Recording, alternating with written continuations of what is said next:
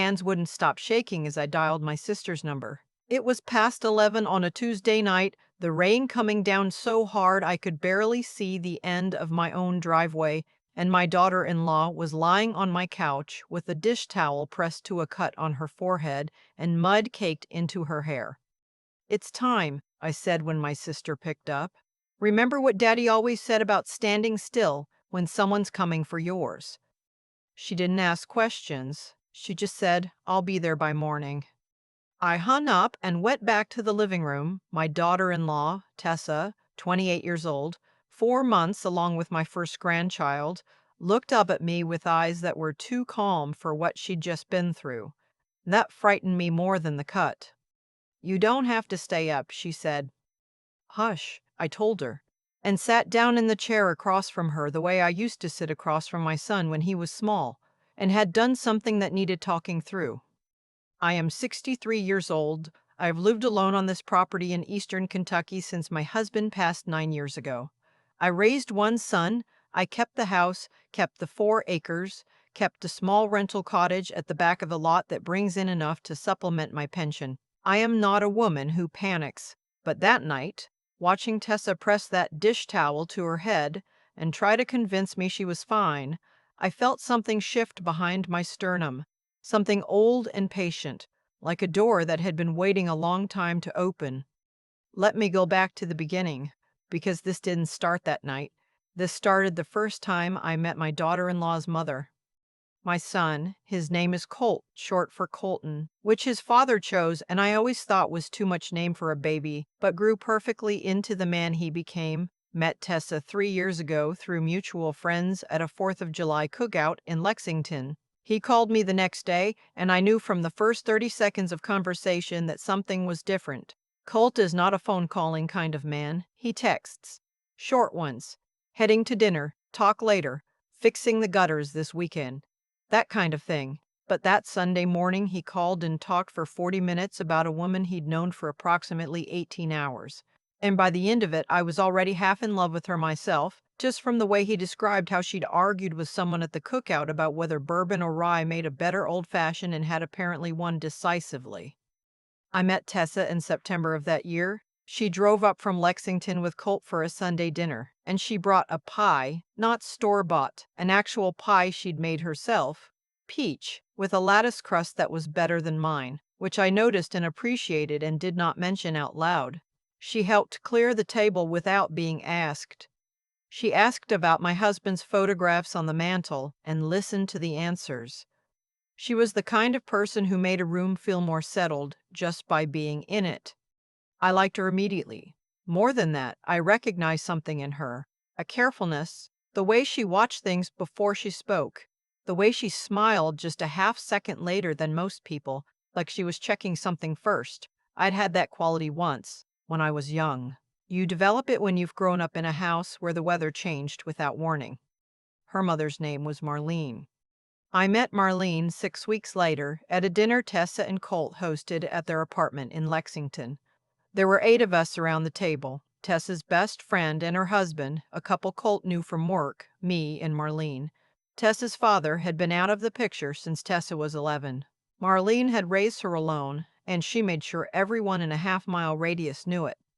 She was 61 at the time, 2 years younger than I am now, with the kind of blonde hair that comes from a bottle and is maintained with a ferocity that tells you something about the person. She was perfectly pleasant at dinner.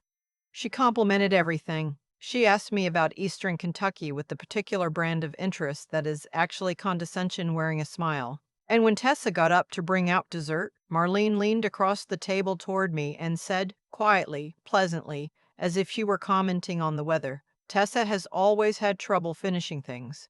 I just hope she doesn't disappoint your son." I looked at her. She smiled.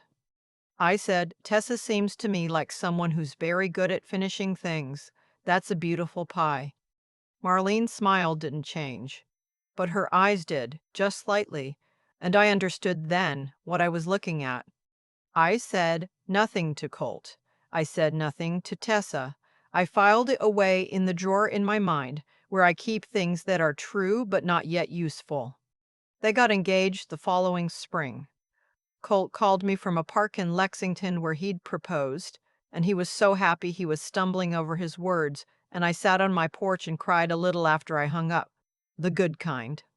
The wedding was in October. Small, outdoor, at a vineyard about 40 minutes from here. Tessa wore her grandmother's pearl earrings. Colt cried during the vows, which I will take to my grave as one of the finest things I have ever witnessed. I danced with my son at the reception and thought that my husband would have loved every bit of this. Marlene gave a toast that was approximately 60% about herself. I noticed. I let it go. What followed was 18 months of what I can only describe as a slow erosion. Not dramatic, not the kind of thing you can point to in the moment and say, there. That's the problem. It was smaller than that. The way water works on stone. Marlene called Tessa every day, sometimes twice. I know this because Tessa mentioned it once, offhand, in the way you mention something you've already normalized, the way you'd mention that it rains a lot in spring. I remember thinking, that's a lot. And then I let it go because it wasn't my business. Marlene had opinions about the apartment, about the neighborhood, about Tessa's job. She worked in marketing for a mid-size healthcare company. Good job, she was good at it. And those opinions were always delivered as concern.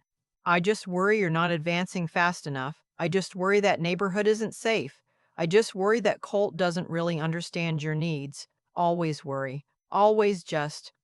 The first time I understood that Colt was aware of it and choosing not to see it was at Christmas, 14 months into their marriage.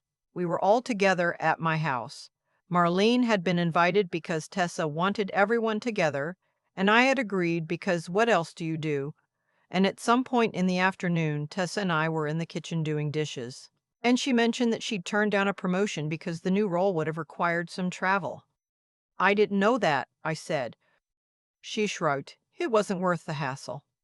I asked carefully whether the travel had been the only reason. She was quiet for a moment. Then she said, Mom thought it was too much to take on right now, with everything. I asked what everything meant. She didn't answer. She just rinsed a glass very carefully. Later that evening, after Marlene had gone back to her hotel, I found Colt in the garage, looking at his father's old toolbox, the way he does when he's processing something. I asked him if Tessa was okay.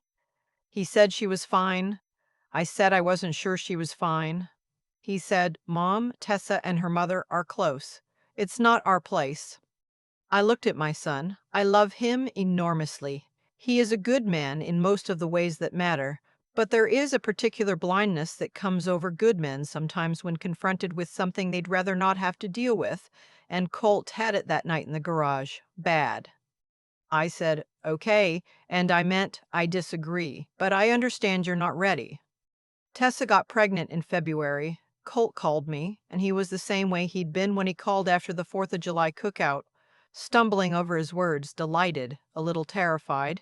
I drove to Lexington the following Saturday with a bag of things I'd been collecting for years. Small things. A crocheted blanket I'd made when I was pregnant myself, a rattle that had been Colt's, a book of names my husband and I had gone through together before Colt was born. I spread them out on Tessa's coffee table, and she looked at them for a long moment, and then she put her head on my shoulder, and I held her, and neither of us said anything. Marlene's response to the pregnancy, from what I gathered in pieces over the following weeks, was to increase the daily calls to twice daily and to begin appearing in Lexington unannounced. Tessa mentioned this, again offhand, again normalized. Colt mentioned it once, slightly less neutrally, as something that was a lot, but that they were managing. In March, Tessa lost the baby. I drove to Lexington the day Colt called me. I stayed for 4 days. I cooked, I cleaned, I sat with Tessa when she wanted company and left her alone when she didn't. On the 3rd day, she told me, quietly, that Marlene had told her the miscarriage might be a sign that now wasn't the right time, that she should focus on herself, that maybe the pressure of trying to do everything, the job, the marriage, the baby, had been too much. I had to leave the room. I went into Colt and Tessa's kitchen, and I stood at the sink and ran cold water over my wrists, which is something I've done since I was young when I need to not say something I can't take back, And then I went back to the living room and I sat with Tessa and I said that loss is not your fault. It is not a message, it is grief. And grief is not instruction. She looked at me for a long time. Then she said, "She means well." I said, "I know she does." And I kept what I actually believed about that to myself. The second pregnancy came 7 months later. Tessa called me herself, not Colt, which meant something. She sounded careful, like she was holding something fragile with both hands and trying not to look at it directly. I understood. I said, "I'm here. Whatever you need." By November, 4 months in, things had started to change in ways I couldn't quite see but could feel. Tessa's calls to me became less frequent. When I visited, she was warm but distracted. Once, I suggested we take a day trip to a farmer's market about an hour away, something we'd done twice before and both loved, and she hesitated and said she'd have to check with her mother. I didn't push, but I noted it. The Saturday I found her was the Saturday after Thanksgiving. I had driven to Lexington for the holiday, but Colt and Tessa had gone to Marlene's in Louisville, and I'd understood holidays are complicated, you share them, and I'd had a quiet Thanksgiving at my sister's instead. I was driving back home on Saturday, taking the long way because the weather had turned and the direct route has a stretch of road that gets icy. I was about 6 miles from home on Old Route 11 when I saw a car in the ditch on the right-hand side. It was Tessa's car, a gray Subaru. I knew it immediately. I pulled over so fast I nearly went into the ditch myself. The car had gone in nose first and the driver's side door was open. I got out and ran, and she was there, just at the edge of the ditch, sitting in the mud and the wet leaves with her knees pulled up and her arms wrapped around herself. She had a cut above her right eyebrow. She was shaking. "Tessa." I was on my knees in the mud next to her before I'd finished saying her name. "Are you hurt?" "The baby." "I'm okay," she said. "I think I'm okay." She looked at me with those two calm eyes and said, "I've been sitting here about 20 minutes. I wasn't sure who to call." That sentence landed in me like a stone in still water. She wasn't sure who to call. I helped her up. I got her into my car and turned the heat on all the way, and I called Cole, who didn't pick up. And I left a message that was deliberately calm because I have learned that a calm message gets action faster than a panicked one. Then I drove to my house because it was closer and because I needed her somewhere I could look after her. It was when we were almost to my house that she said it.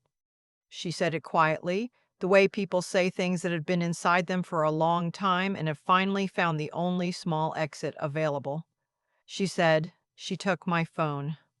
I kept my eyes on the road. "Your mother. She was upset about something at the house yesterday. She took my phone so I'd stay and talk it through." She stopped. "I got it back this morning when she was still asleep." I said very carefully, "And the accident." I was driving home. The road was icy. A pause. I was crying. I shouldn't have been driving. I pulled into my driveway. I turned off the engine. I sat there for a moment. Then I said, "Tessa, I need to ask you something, and I need you to answer me honestly." She looked at me. "Has she done this before? Taken your phone, or something like it?" She was quiet for a long time, long enough that I had my answer before she gave it to me. "She says I have a problem with following through," she said, "that I need accountability, that if she doesn't check in, I lose focus." I thought about the promotion Tessa had turned down, about the calls twice a day, about maybe now isn't the right time, spoken into a room where a woman had just lost a pregnancy.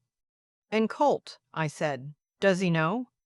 Tessa looked out the windshield. "He knows she's involved. He thinks it's how she shows love." She turned to look at me. "He's not wrong exactly. I think she does love me. I think that's I think that's why it's so complicated." I nodded. That part I believed. I have known enough difficult love in my life to recognize it, to know that the feeling can be real and the effect can still be damage. We went inside. I made her soup from what I had, canned tomato, not elegant but hot, and I called her OB's emergency line and described the accident and the cut. And the nurse walked me through what to watch for and said that as long as there was no cramping or bleeding, Tessa could wait until Monday for a proper check. I got her settled on the couch with a blanket and an ice pack, and I sat across from her and thought about what I was going to do. Colt called back around 9. He was in Louisville, still at Marlene's. I told him what had happened, plain and factual, and there was a long silence on his end, and then he said, "Is she okay?" "She's okay," I said. "She's here." Another silence. Then, "My mother-in-law must have been really upset." I said, "Colt, I need you to come home tomorrow, not because anything is wrong medically, because your wife has been sitting in a ditch for 20 minutes and she didn't know who to call." He heard me. I could tell he heard me by the way the silence changed. "I'll be there in the morning," he said. After I hung up, I sat in the kitchen for a while in the dark. I thought about my sister, who I'd already called.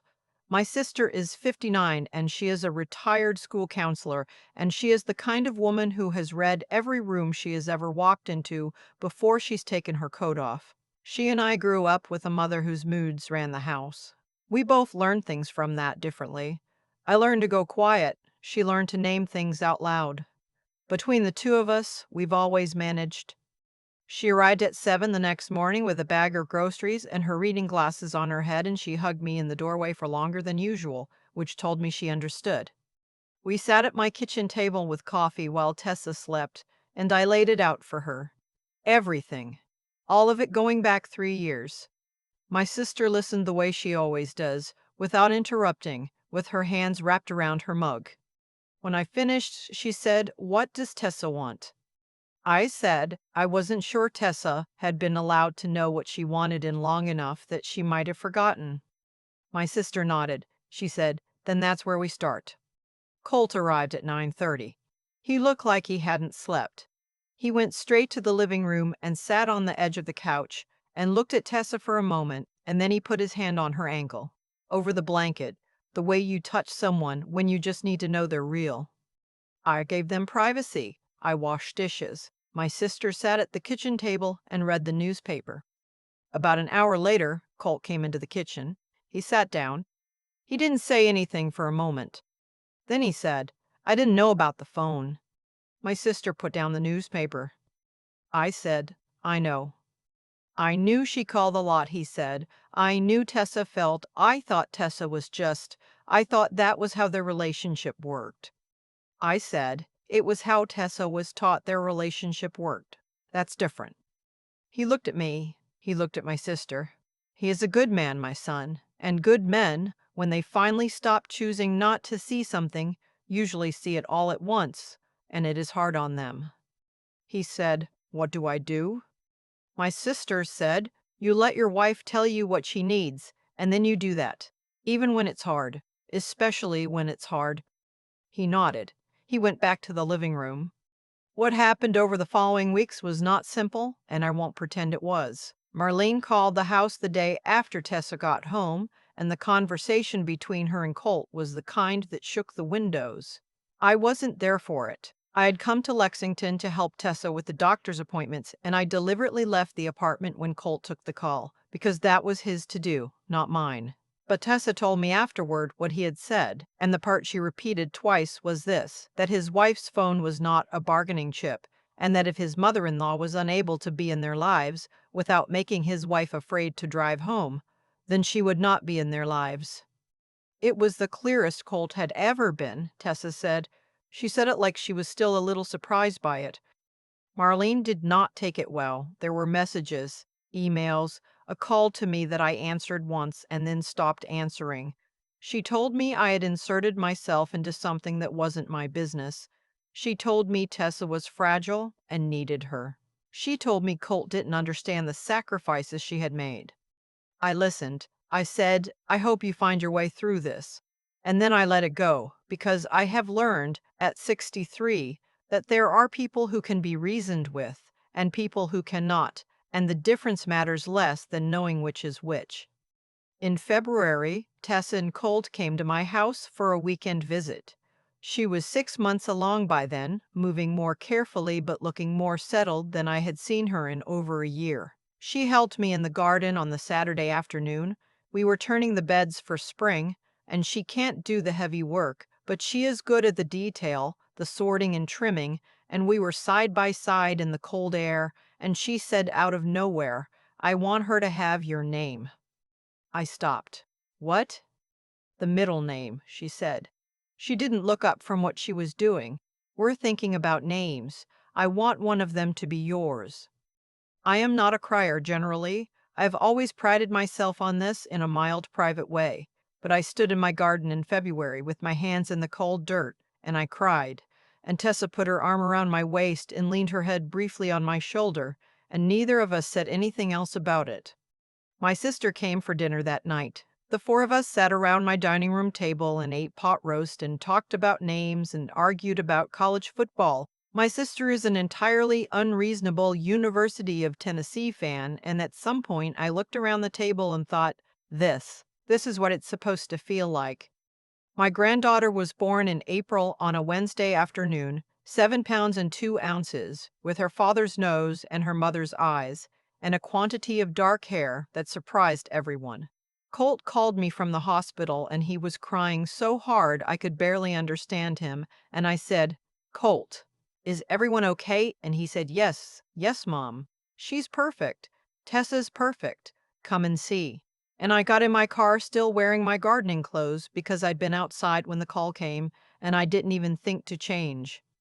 I held her in that hospital room, this small and furious new person, and Tessa watched me from the bed with a face so tired and so happy, it was almost painful to look at. Marlene was not there. That was a choice Colt and Tessa had made together, and it was not mine to weigh in on. What I know is this: the door opened eventually. Not the way Colt eventually found his way there. Not the dramatic revelation kind. The slow kind. The kind that takes years and discomfort and someone being willing to say, "This is what I see," even when it's not welcome. My sister says I have a talent for being in the right place. I don't think it's talent. I think it's just that I was paying attention, which is maybe the same thing. My granddaughter's middle name is my name. Every time I say it out loud, I think, I'm going to work very hard to be worth that. I keep thinking about that dish towel, the one Tessa pressed to her forehead that night, sitting on my couch, telling me she was fine in that careful, practiced way she had. She wasn't fine. She'd been sitting in a ditch in the rain for 20 minutes, and she didn't know who to call. That's not a small thing. That's the result of years of something being slowly, quietly taken from a person. Their own instinct to reach out, to ask for help, to trust that someone will come. I've thought a lot about what Marlene actually took. Not just the phone, though, that was the thing that was visible and concrete and finally undeniable. What she took over years was Tessa's certainty that her own judgment was worth trusting. She did it through love, or through something that wore love's clothing.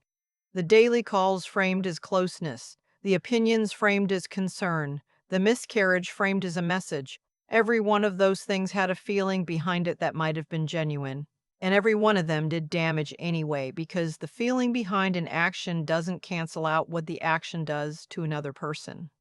That's something I've had to sit with, because it's easy when you can finally see a thing clearly to make it simple, to make Marlene the villain and leave it at that. But the truth I've landed on at 63 is more uncomfortable than that. People can cause real harm while believing completely that they're helping. Knowing that doesn't excuse the harm, but it changes how you respond to it if you're paying attention.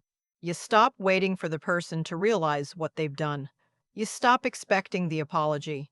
You just focus on what can actually be repaired and who is willing to do that work.